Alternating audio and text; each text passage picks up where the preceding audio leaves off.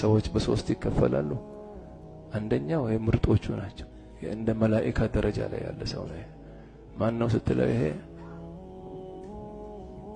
ለሰው ኸይር የሚሰሩ ሰዎች ቢናገሩ ኸይር ቢሰሩ ኸይር يعني الله ዘንድ የሚወደድ ሰው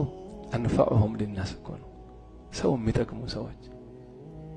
አላህ ሰው ያርገና ሁለተኛው የጉኡዛን ደረጃ ነው አለ ጉኡዛን ድንጋዩ ምኑ ማለት የድንጋዩ አያማ አይሰድብህ ምን ያረግ በቃ በሁሉል المجنون የተባለው ቀብር ይሄድ ነበር ቀብር ቁጭ ይላል ሄዶ ሰፋ አምዋቶቹ ተሻሉት ከአህያው ሰው ሄዶ ምን ሆን ካለው አንተ አይስ እነዚህ ተሻሉኛል እዚህ ያሉት ለምን ሲሉት ان جلست لا يؤذوني وان ذهبت لا يغتابوني አለ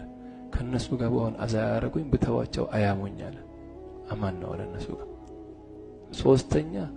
ከልሐየቲ ወልአቃሪብ አሉት ኪታብ ላይ እንደ ጊንጥና እባብ የሆኑ ሰዎች ቢናገሩ ሰው ቀልብ መስበር ሰው አዛ ማድረግ የሰው ነውር መከታተል ከዳ አንዳንዴ እንዲህ አይነት خلق ዳኢ ይሆናል ሼኽም ሊሆን ይችላል ሼኽነት እኮ በአፍህ ዒልም እኮ ይሁዲው ይችላል እኮ ጃሚዓ ግባና ቀራ ተፍሲሩን ሐዲሱን አስራት ባለ ሙፍቲ ትሆናለህ ዒልም የምላስ ዒልም ሁሉም ይችላል ሙናፊቁም ካፊሩ